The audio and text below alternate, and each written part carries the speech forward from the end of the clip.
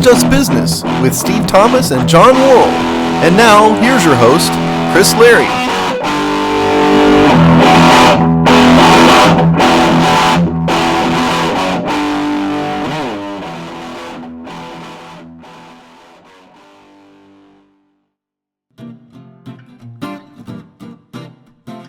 Support for It's Just Business comes from Manscaped, the best in men's below-the-belt grooming.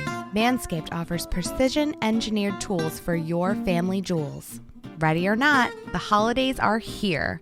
Still struggling to come up with the perfect gift for that special someone in your life? The answer is Manscaped. The Manscaped Perfect Package 2.0 is the perfect gift this holiday season. It includes the Lawnmower 2.0 trimmer, the Crop Preserver anti-chafing deodorant, and the Crop Reviver toner spray, which is infused with cooling aloe vera to keep you from sweating, sticking, and smelling. Trust me, she will love the manly scent of these products. It even comes with a pair of Manscaped boxer briefs to keep you feeling fresh all day long. Manscaped has redesigned the electric trimmer. Their new Lawnmower 2.0 has proprietary advanced skin-safe technology to prevent nicks and snags, has a rechargeable battery, and it's waterproof so you can use it in the shower. Stop using the same trimmer down below that you use on your face. So what are you waiting for? Head over to manscaped.com now and get 20% off your order and free shipping by using the code BIGHEADS. That's 20% off with free shipping at manscaped.com. Promo code BIGHEADS. Hello and welcome to another episode of It's Just Business on the Hogstine Network, a show where we look at the dollars and cents of the sports, media, industrial, business park complex. I'm joined by my co-host, Steve. How are you doing this fine fall morning? Oh, doing all right, man. Yeah, absolutely. And John Worrell is still out. By the way, he's still a part of us, still out. He'll be back someday. But everything's going well. There's so much stuff going on, man, in sports. And you know what I noticed, though? Here's a good businessy story. I just this morning, as I was manning the Hogsty's Twitter, saw that Redskins tickets for the Jets game, which will have come and gone by the time you guys hear this, it's over. It'll be over. $10 for Upper Deck. In other words, that's much less than you will pay for parking and food at FedEx Field. So that's what we've come to, kids, is $10 for Redskins tickets. And I've got to think that the attendance at this game is going to be the lowest of the year. The Jets and the Redskins. Granted, New Yorkers could come down, but how many people are going to travel for the Jets? They're not. Yeah, it might as well be Edmonton. Yeah, right, exactly. So there's going to be like 20,000 people there in the cold. I don't know what the weather's like in D.C. These guys have paid poor season ticket holders paid $150 or whatever. There's going to be a handful of people with $10 tickets. Can you imagine? You'll like the story. Just give them away. So let me tell you a quick story. It's slightly profane, so if you've got kids, plug their earmuffs. So for probably 4 or 5 straight years, myself and buddies that were Redskins fans and Eagles fans that lived in New York, would go to the Eagles-Redskins game in Philadelphia. This is in the old Veterans Stadium days, by the way. So, and it was a blast. We had fun. I was 0 for 4 there. But the year that both teams were 0 for, probably because of the bye, one was 0-6, one was 0-5. It was the Marty Schottenheimer year, actually. So we would just scalp tickets literally 100 feet from the gate because usually those teams were bad, so why pre-buy them? So the scalper kid comes along on like a BMX bike, tickets, like, hey, we need 6 or whatever, and he was like 20. My buddy was like, how about 8? And the kid looked at him and goes, how about I got a bag of dildos to sell you? So total Philadelphia, like, I know you love to hate Philadelphia fans, a totally gross Philadelphia situation.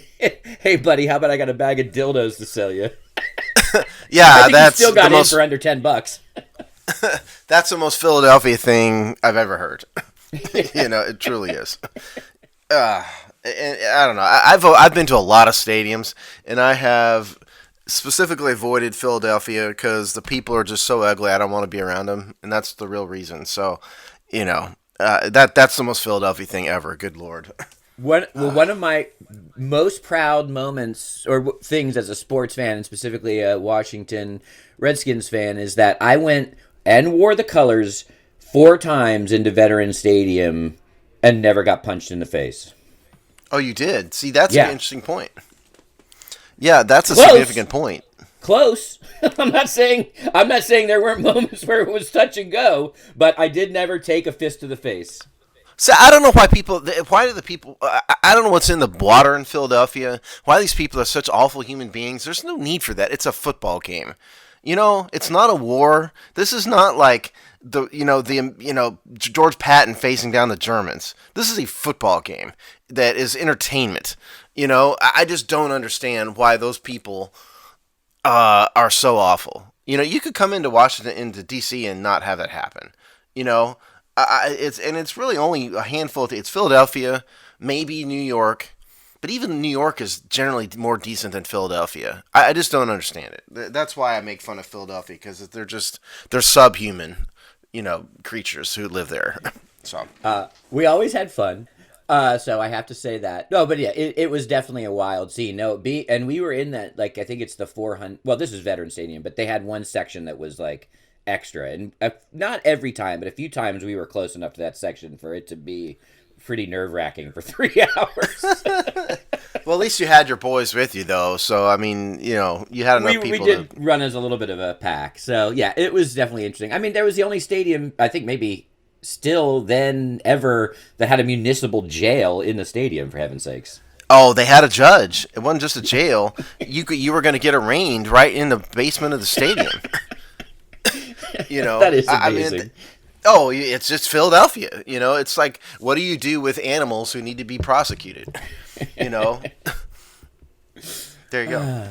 All right. Well, I don't think you'll have quite that circus atmosphere at FedEx, but you can probably pay about the same amount of entrance fee. Yeah, there I used to you go. To. Yeah, Even it costs you way more inflation. It costs you way more to get arraigned and bailed out of prison than go to a Redskin game. True.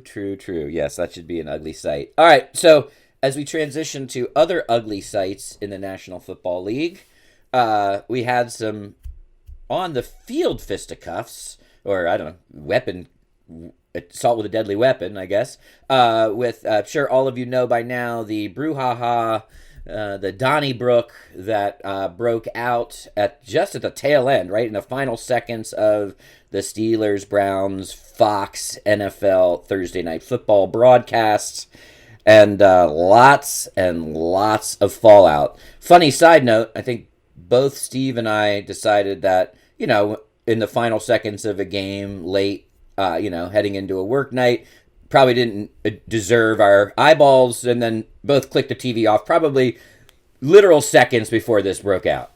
Yeah, oh yeah, absolutely. Yeah, I had to go back and watch it. Yeah.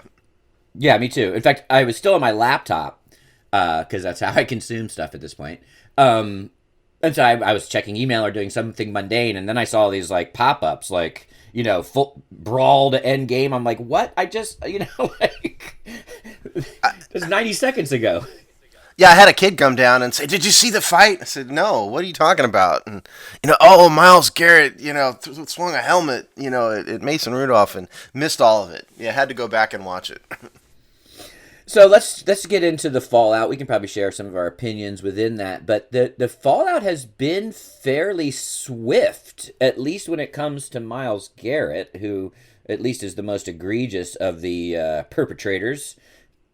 And he's out for the season, which, according to the NFL, that's just like, hey, buddy, take the year off. We'll figure out what more comes later. Okay.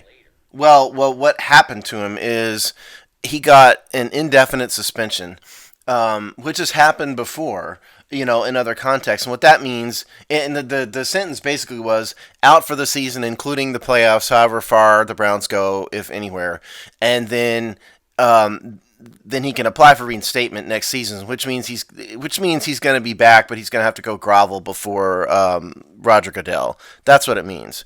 So just to set the stage, though, the complete play, if you haven't watched it, if you've been living under a rock and you haven't watched it, this was in, like, as Chris said, the last, 10 seconds of the game. It was basically the last play of the game.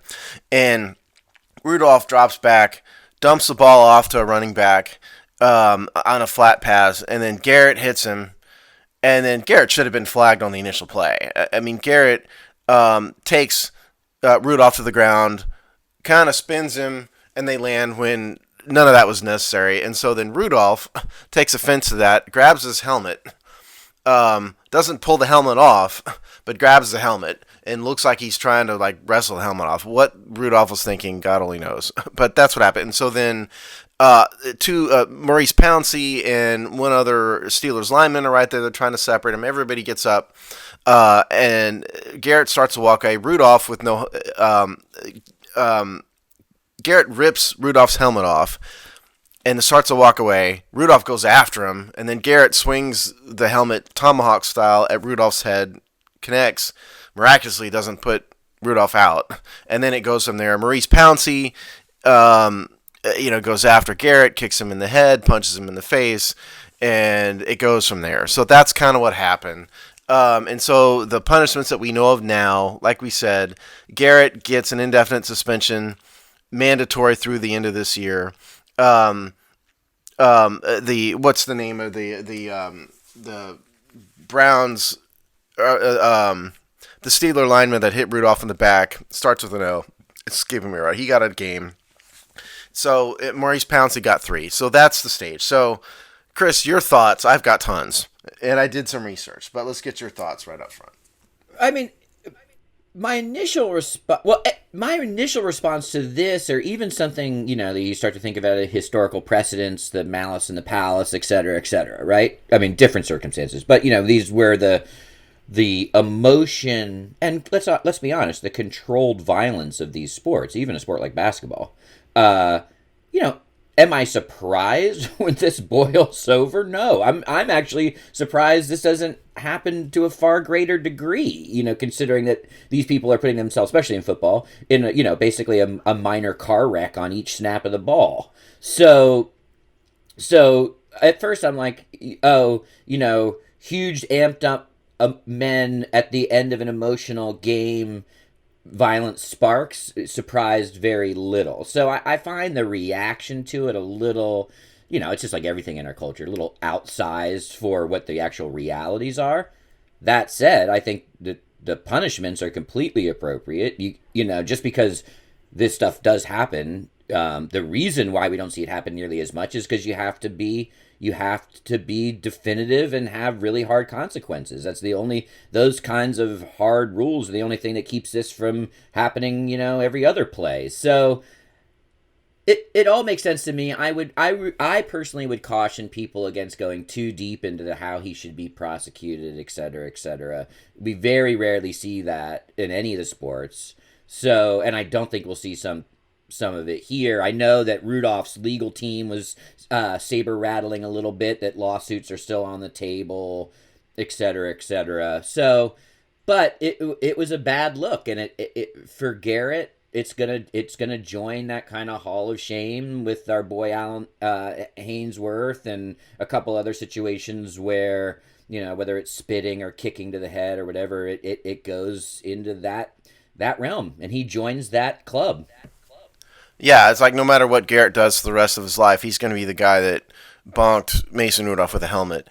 Yeah, I've got lots of thoughts. And first of all, I think the majority of NFL players who are now analyst types, the majority of them condemned Mason Rudolph or Myles Garrett. The majority of them said it's way over the line, and the line is, fight if you're going to fight, but don't take someone's helmet off, and if you're going to do that, it's over. That's where most of them said. Now, part of this, frankly, and I'm going to get in trouble for saying this, and okay, sorry, but part of this has become a little bit of a cultural issue.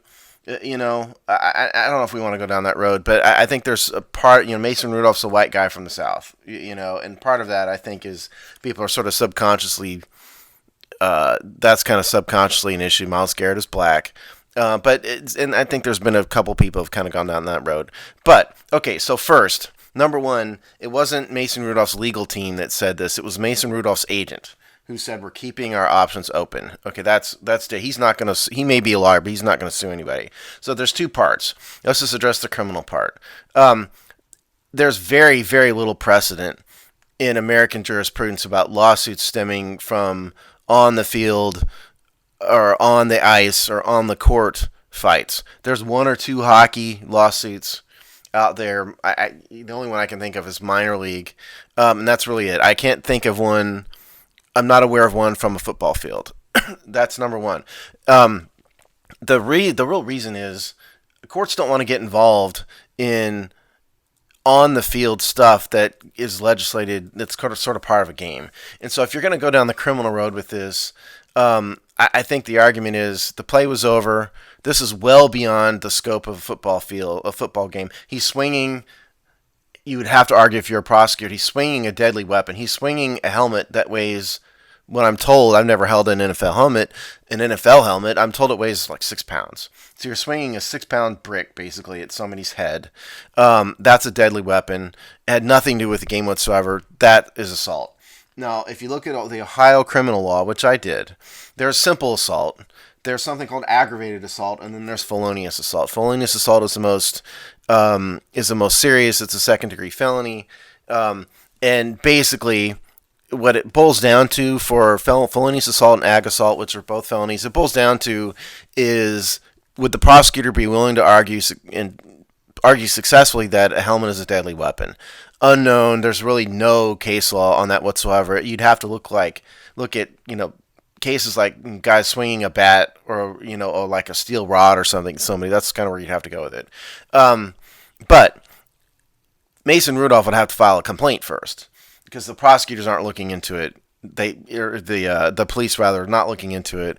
Rudolph has already come out and said he's not going to do that. So that's the end of that. Now, civil lawsuit.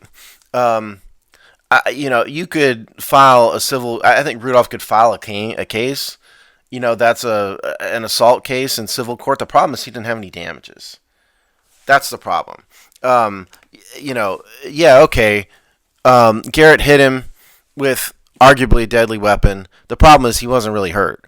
In civil lawsuits, the point of a civil lawsuit is to cure damage via money, and he wasn't really injured that we know of. He's not going to miss time that we know of, so there's no real damages. And the emotional distress and blah blah blah, that's not going to work in a case like this. Not in this circumstance when Mason Rudolph's an NFL player and he was partly responsible for it. So there's not going to be any consequences other than what the NFL is going to do. The real question to me is what your thoughts are about what Rudolph, what consequences he should suffer, if any. Well, I mean, he's not right. This was not a blind side. This was not so he played a part. In fact, you could make the argument that he was the instigating force, or at least a part of the spark. Two to tango type stuff. So I think it would be weird if he's the only one that doesn't get a game, considering that, they're handing out game suspensions all over the place. But I doubt he will. I think he walks with a fine. I think, to me, Rudolph was appropriately not suspended. He didn't really do anything. If you're going to get suspended, you need to hit somebody, kick somebody, punch somebody. To me, that's where suspension would come in. And he grabbed a helmet. The helmet didn't come off. Then he chased after somebody. And if he hadn't chased after him, it wouldn't have happened. But at the end of the day, he didn't punch anybody, kick anybody. He grabbed a helmet, let go of it, or the helmet. Garrett ripped himself out of Rudolph's hand. So I don't really see the need for a suspension. That said, he shouldn't have done what he did. So I would assume that we're going to see a fine with him, and that's probably it. That's my thought on it. I agree with that's what will happen.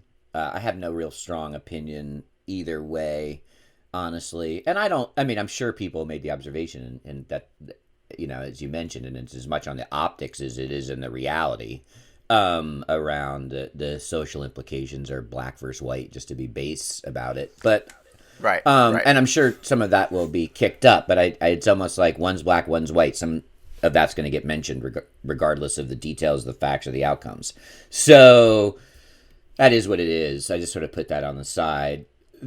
You can really question Mason Rudolph's judgment, though. I mean, why is a quarterback going after Myles Garrett? Yeah, and also, it's one thing if Aaron Rodgers chases him down the field. This guy had maybe what by the end of the season will be one of the top 3 worst quarterback performances of the 2019 NFL season. Oh yeah.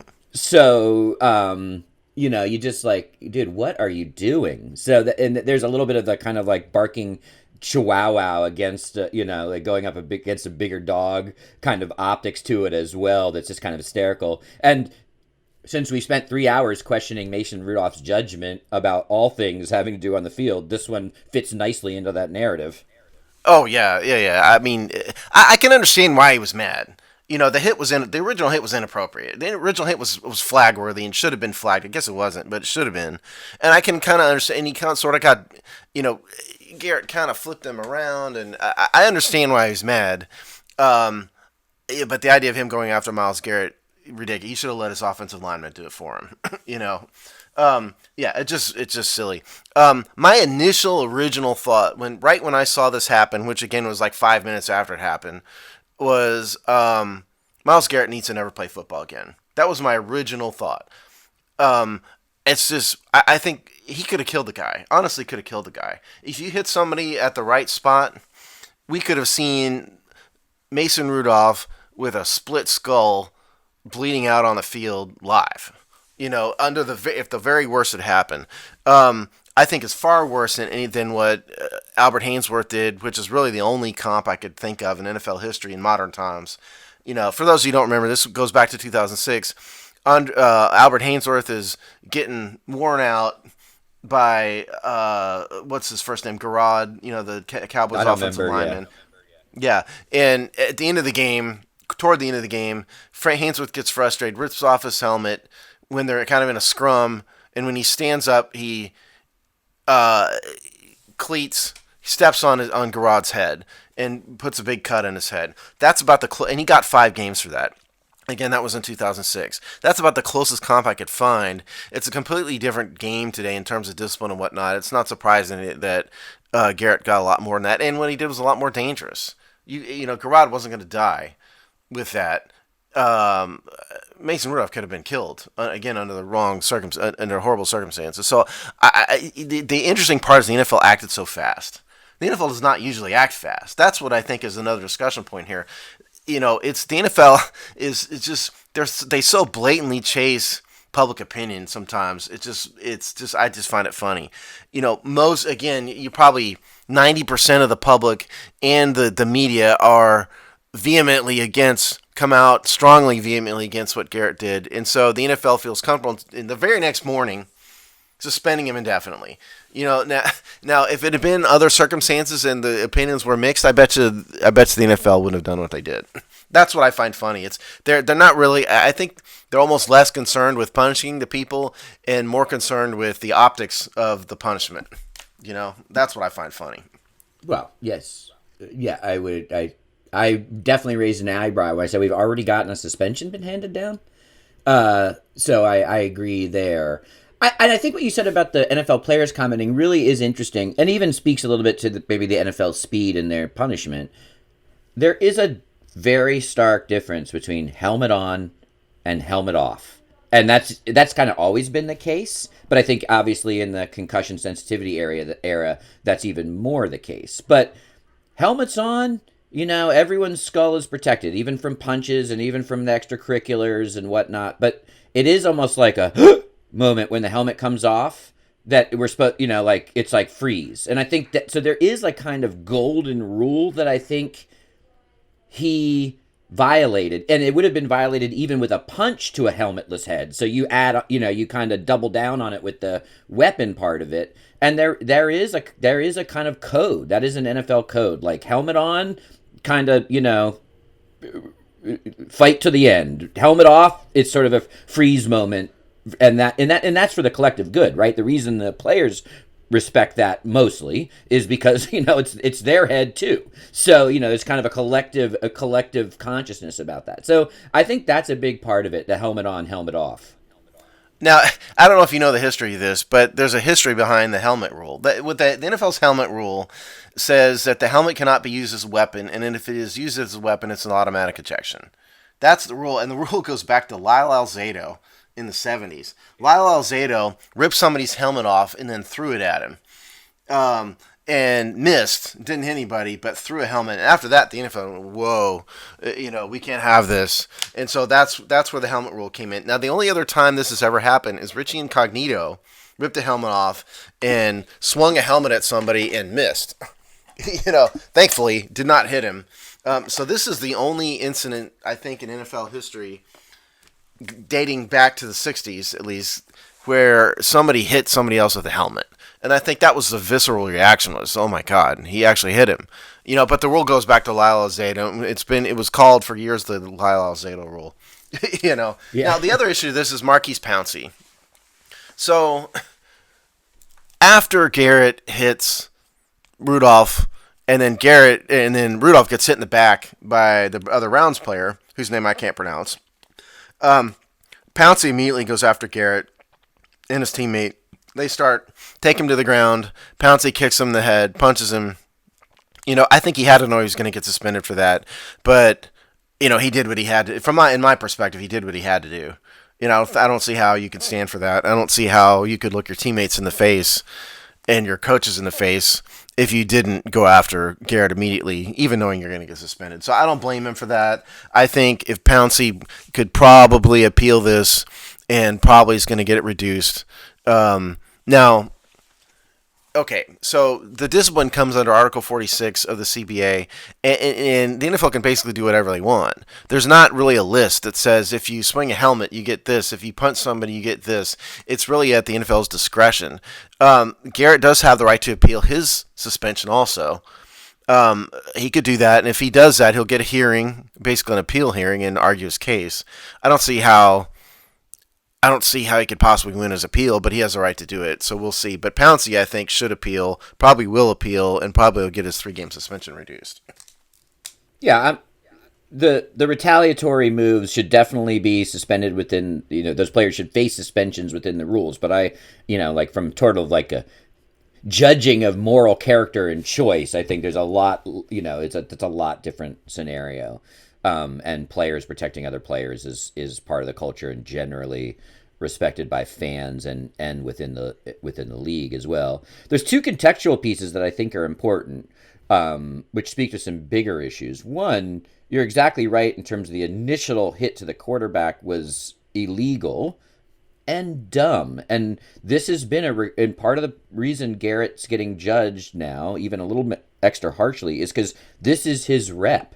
He's kind of an Ndamukong Suh type, supposedly very smart, very friendly off the field, like a much different profile off the field. Same with Ndamukong Suh coming out of college and what people talk about him. But on the field, they continually make dumb, dangerous decisions. And even whether the hit was illegal or not, you should not be laying a quarterback out in the final seconds of the game. It's just dumb personally, professionally, for your team. It just doesn't make sense. Now, the second contextual piece that I've started to hear some rumblings about is, well, one, this was an incredibly violent game the whole time. You had multiple concussions, you had, so the emotions were already high. And there's some rumblings that, this is a big rivalry. There's some rumblings that there was, I'm not going to, saying that there was payments, but there was definitely a bit of a head hunting vibe to the entire game. So, especially thinking about it there, I'm not surprised something flared in the final seconds, considering that this was kind of a theme of the game. Yeah, it was a bitter end AFC North rivalry game. I don't think the Browns have played dirty this year. They are the most penalized team in the NFL. They don't have a history of dirty hits necessarily, so I wouldn't go that far with it. Garrett does. The whole thing, yeah, Garrett does individually, but the Browns as a team don't. Garrett has been flagged multiple times this year. He punched somebody in the face already, earlier this year. So he's got a bit of a rep. He doesn't have Vontaze Burfict's rep. The NFL suspended Vontaze Burfict for the rest of the season. For a year. In week 4. Yeah, in week 4 after he had a helmet-to-helmet hit. That was more because Vontaze Burfict has a long history of those kind of hits, more so than just the individual incident itself. So that was a little different than what happened here. Yeah, I mean, the whole thing totally unnecessary. Number one, the ball was gone. You didn't need to hit the quarterback at all. The running back had the ball. Number two, it was the last 10 seconds of the game. Even if that play went for a 90-yard touchdown, it doesn't matter. The game was over, and you won. The whole thing was completely and totally unnecessary. I think the NFL, for motives that are more optics than anything, did the right thing. The NFL statement clearly and explicitly said there will be more forthcoming. So there's going to be fines, which means for all you people crying about Mason Rudolph, he's going to get fined. At a minimum. They just haven't done it yet, so relax, okay? I think, to conclude, Rudolph, started it. He didn't deserve what he got in any way, but I don't think Rudolph should have been suspended simply because he didn't really actually do anything other than he was stupid, but he didn't really do anything. So that's my thought. Yeah, I probably don't disagree too much. It is, as we transition out of the story, it is the most Browns thing ever, though, right? They may have at least saved the interest in the second half of their season. They get a much-needed win against a rival they had, literally a division rival they hadn't beaten in, I think, half a decade or something ridiculous. And, probably should have been maybe the best win of the season for the Browns by the time we play all 16, and they completely trash that. Yeah, it's completely gone. It's completely blown. And Baker Mayfield said that in his comments. He said, we won and it feels like we lost. It was their biggest win of the season. It saved their season. If they had not won this game, it would have been 3-7 and the season's over.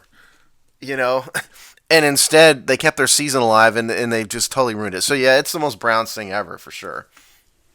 Yeah, so as a Washington Redskins fan, I enjoy the small moments I can laugh at other franchises. So, yeah, there you go. Now we transition to one more NFL topic, and that is that lightning rod Colin Kaepernick is, I guess, probably as we speak or soon as we record, going to be going through a NFL-sponsored workout for teams. I think a few teams, including the Redskins, have committed to being there. But I don't know who's going to be there has been a bone of contention. And so, we're not going to relitigate a bunch of stuff. I don't even know if, we don't even know enough to necessarily say what we think this means going forward. But the key question here is, especially at this stage of where we are in 2019, why is the NFL doing this? It's not like the Atlanta Falcons or the Oakland Raiders brought him in for a Tuesday workout. That would be a much different scenario. This is a NFL-sponsored Saturday workout, and this is something that the NFL doesn't normally do. Not normally. I can't think of another instance that is not the combine or one of the regional combines that the NFL has ever sponsored a workout. I can't remember it ever. Look. And we're going to put the politics of Colin Kaepernick aside, as much as we can. Roger Goodell did not wake up earlier this week and said, you know what, we're going to give Colin Kaepernick a workout. This is not just something somebody did on a whim.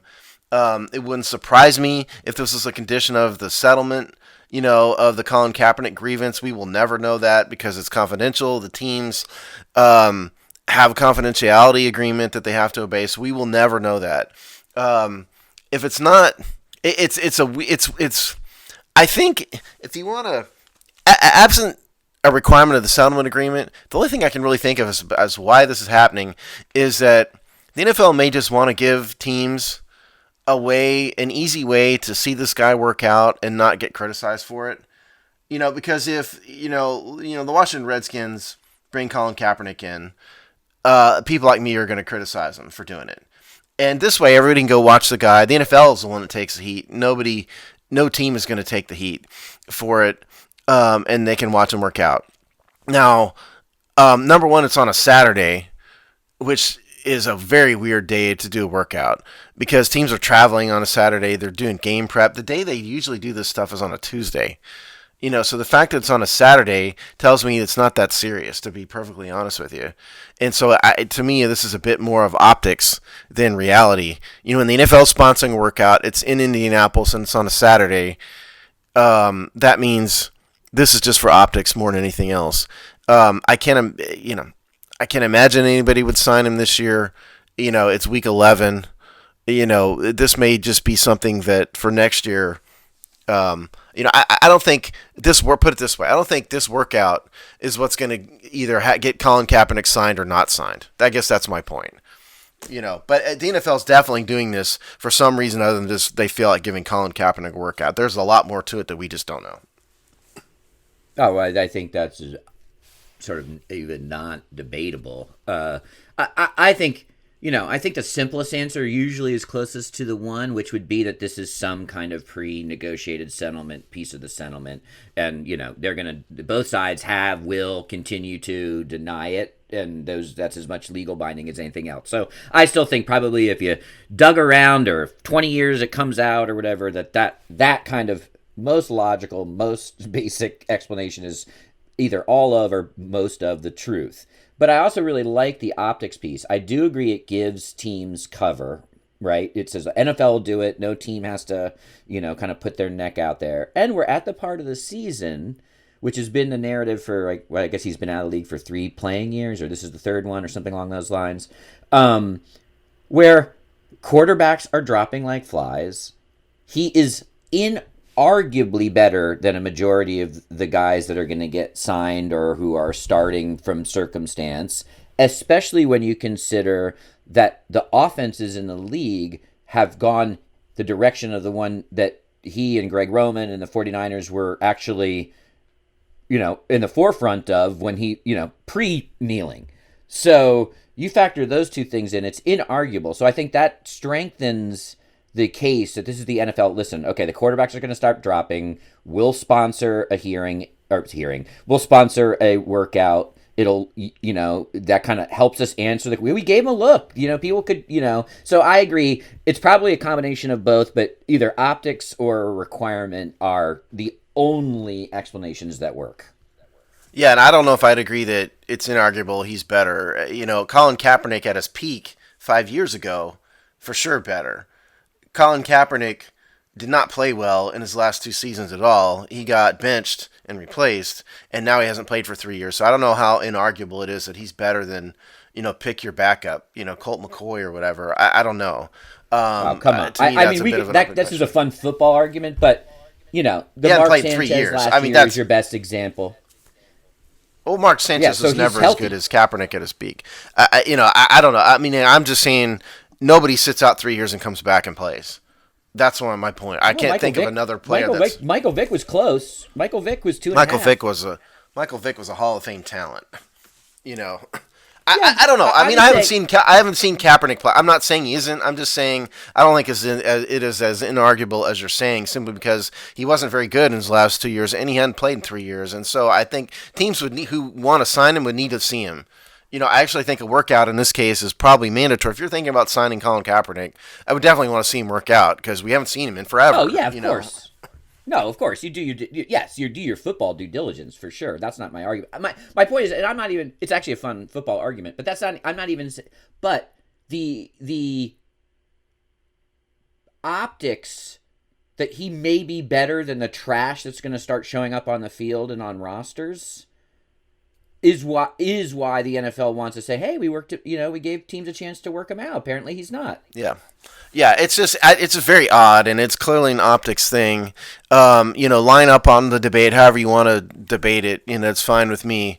But it's clearly an optics thing. It's clearly prearranged. By the way, I think 24 teams are attending. That was what I don't know if that's accurate, but that's what I've heard. 24 teams. Now, that doesn't mean they could have sent the cook. The team cook to watch it. Again, it's a Saturday, so no head coach is going to go at all. And it's a Saturday of a college football weekend, and so the college scouts can't be there. So there's no telling who's going to be there. But apparently 24 teams are going to send somebody, including the Redskins, even though Bill Callahan clearly came out and explicitly said, we don't need to sign another quarterback right now. So who knows what that means. It's I wish we would. I would love to know the backstory behind why this was set up. We just will never know. We'll never know. Now, Jay-Z could be a part of this. Jay-Z has been involved in stuff like this. Colin Kaepernick is apparently a Rock Nation guy now. There's a lot more to it than just the NFL. Hey, let's give Colin Kaepernick a workout. Well, that's an interesting take on the optics because Steve, you're firmly on the record of what the optics and you as a yes. representative of a certain mindset, but that does but the NFL is a big tent business, right? So, and it's undeniable that have lost fans and, like from different perspectives, the same sort of, I'm out on the NFL. So it Absolutely. might not just be the optics in terms of saving the NFL, teams or whatever. It's also the optics of of balancing that sheet a little bit and, getting back to as much big tent as paying people will allow. Oh, there's no doubt about that. Yeah, absolutely. Yeah, I definitely think that there's that. The NFL does not want to be involved in politics. They don't want to have anybody hate the NFL for anything Colin Kaepernick did. Good, bad, or otherwise, whatever side of the fence you're on, they don't want any fence. And so, yeah, giving the guy a workout certainly has the effect of trying to mollify, the folks on that side of the argument who think he's been aggrieved. That's certainly part of it. Definitely for sure. And that's the right thing. And listen, I'm not mad there's a workout. Work the guy out. I don't care. It doesn't matter to me. And it's super interesting because again, timing. Like I don't even think the NFL needs that. I think the NFL's best sales pitch on that is Russell Wilson, Patrick Mahomes, Lamar Jackson, Watson. There's a much better on the field product driver of re-engaging those fans and as much as anything else. So the timing of this is just bizarre. Yeah, your point obviously is there are highly successful African American quarterbacks. Russell Wilson's probably in the driver's seat for the MVP this year. Lamar Jackson's probably number 2, if you voted today. Yeah, and listen, I mean, there's no doubt about where my political leanings lie. I've made it clear in the show, but the NFL has a inarguable history of prejudice against black quarterbacks. They have treated black quarterbacks different for decades.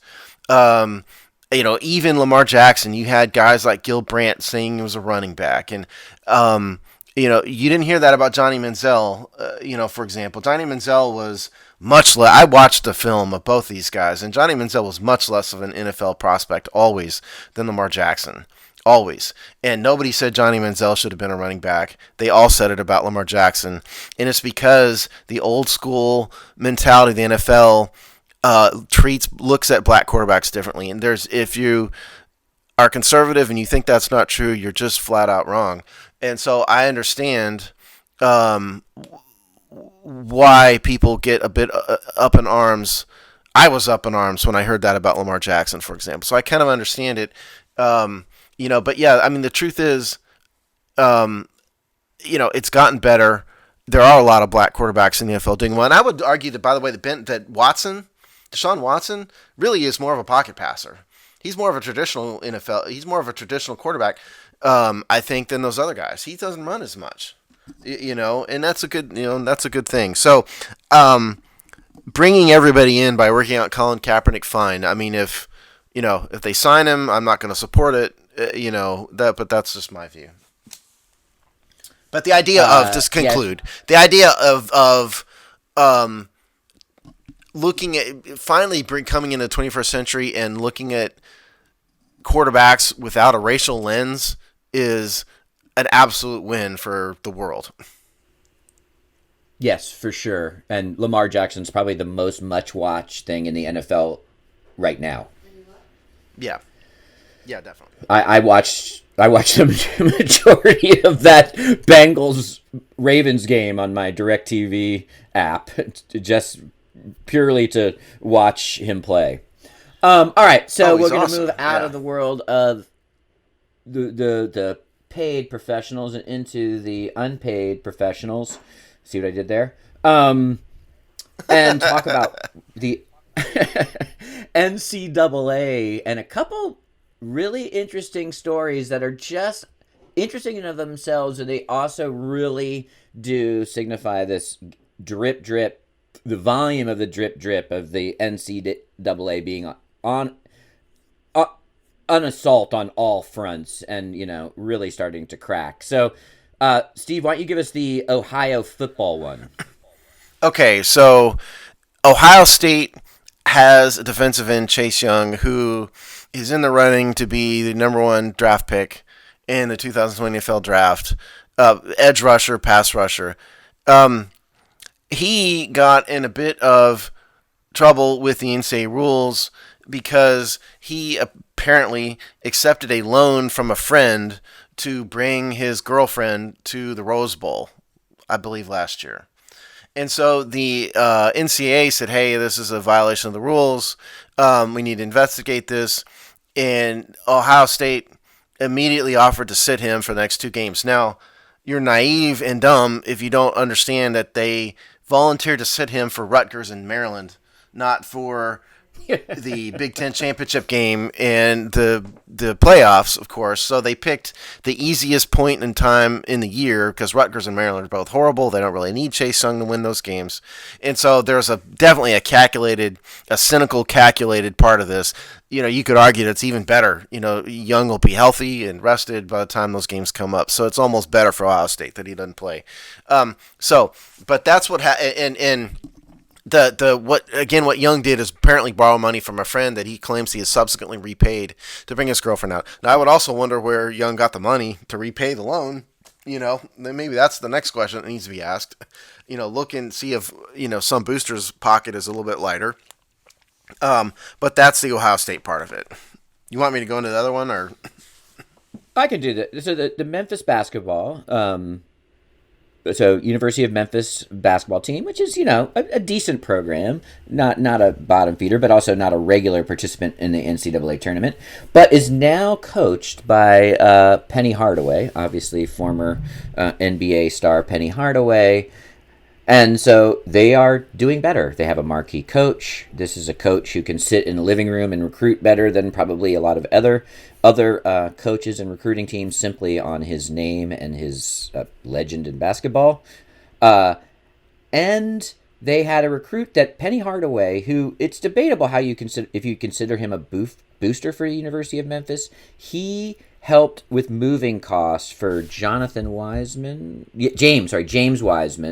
And his family moving costs. Now, this was before Penny Hardaway was the coach. And he, I think, hadn't given money to the university, in almost 10 years. And it was towards some capital campaign that they were doing at that time. But the NCAA considers him a booster.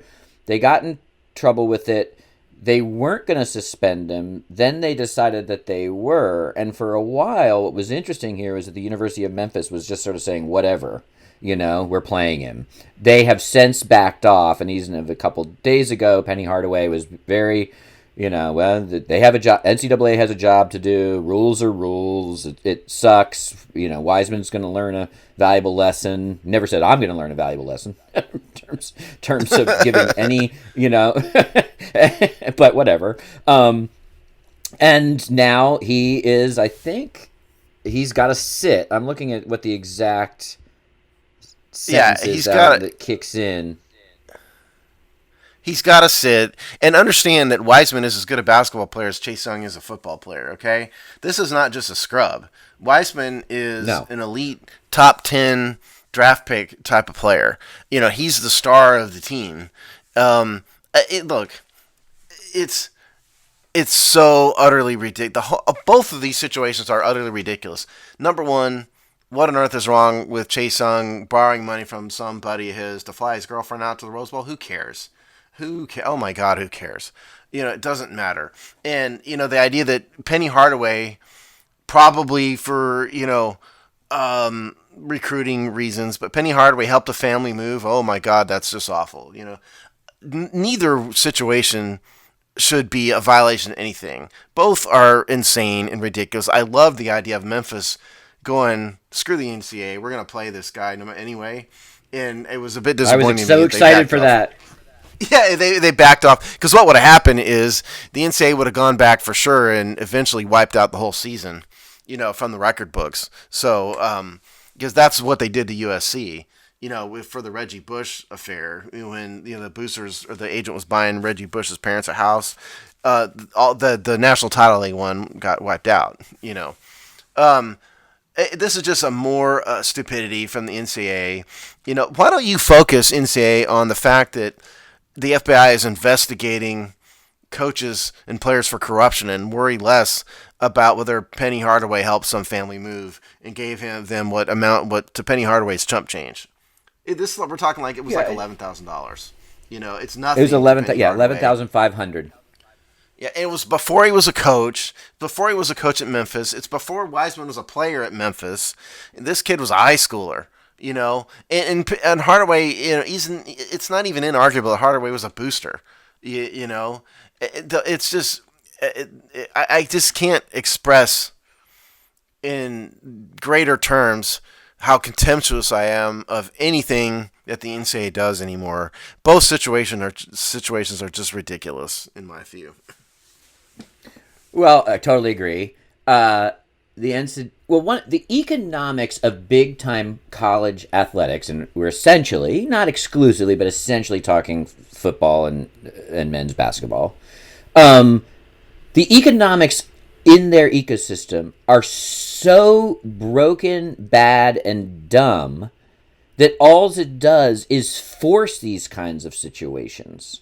And their inability and, I guess, lack of appetite for actually being proactive in solving some of these things means that you get these horrible examples of these margin infractions, causing all this tumult. And really, this is where the economics don't work for these families where this small potatoes and the economics of this business are your big outlier crimes. It's like the yes, judge, I stole a loaf of bread so my family could eat argument about crime and society and economic imbalance, right?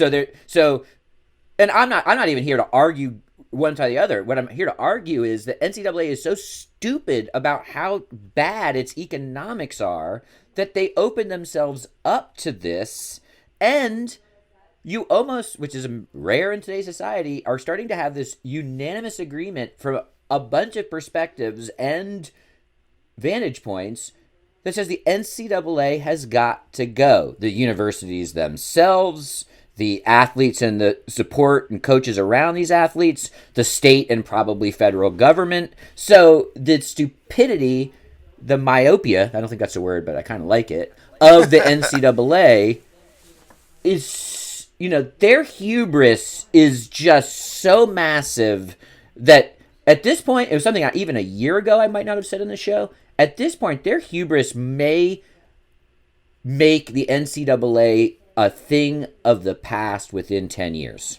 I hope so. Listen, the NCAA has ignored this year and last year the team doctor or the university doctor at Michigan State abusing hundreds of female athletes. We didn't hear basically a peep from the NCAA about that. They let Penn State University play when there was a systematic abuse of children by a coach. Penn State keeps playing, and they did their best to bury that story. Baylor University got to keep playing with very little, comparatively speaking, sanctions, after the football program and the athletic department covered up the sexual assault of female students by football players. Forget all of that stuff. But let's worry about the fact that somebody gave Chase Young a football, a plane ticket and a hotel room, for the Rose Bowl, and worry about what some high school kid, when he moved. It's just so, their priorities are just so unbelievably backwards.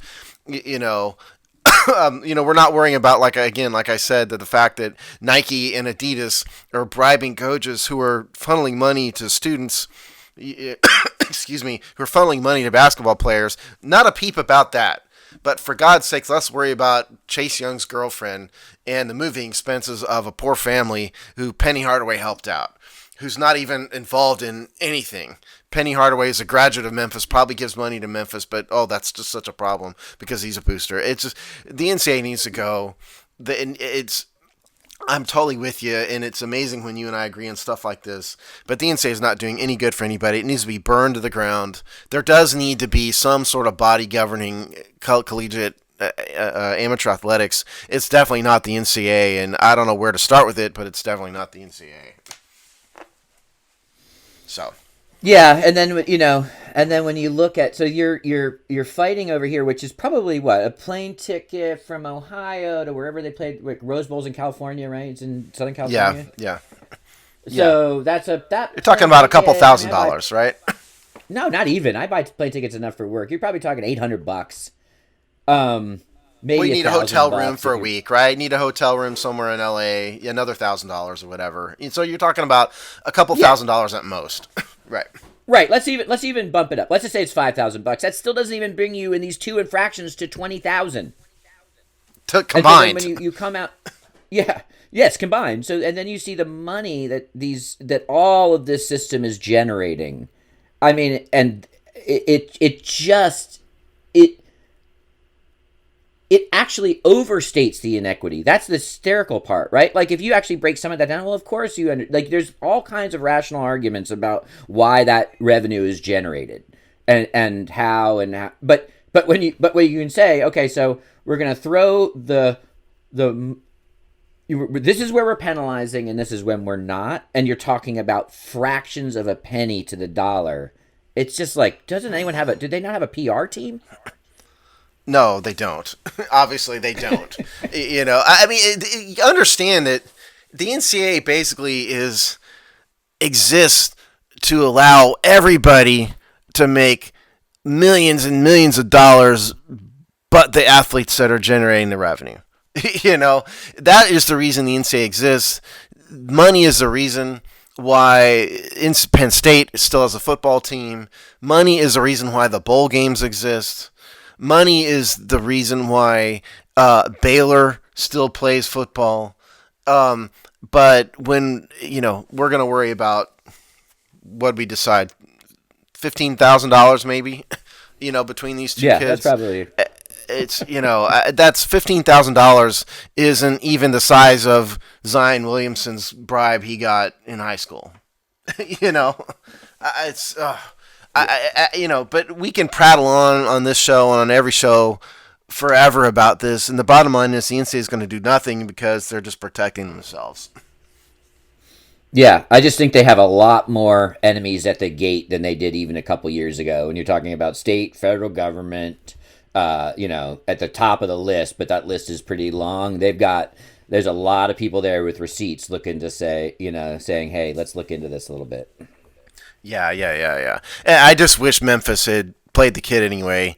I understand why they didn't. And they probably don't need him early in the season anyway, but it would have been much more fun to have him play and just basically have Memphis wave a metaphysical middle finger at the NCAA would have made everybody happy, except the NCAA. It would have driven our show for weeks. That's for sure. Oh yeah, absolutely. So one thing we didn't talk about, right? But from a content standpoint, we're disappointed in you, Memphis. The other thing we didn't mention, which just goes to your bigger point, and even right directly to the shoe deals, is that what's also starting to come out, because once we hit this level of story, then journalists start digging. That's their job.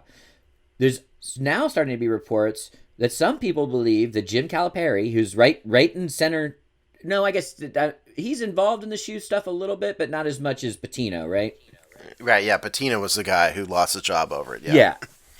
But Calipari has got a long record, and just you can see the guys who skate and the people who don't right there. But now, because of Penny Hardaway has basically started going head-to-head on recruitment, and that there are Calipari's strength within the NCAA, and he must have friends in high places considering how often he is skated around allegations and things himself.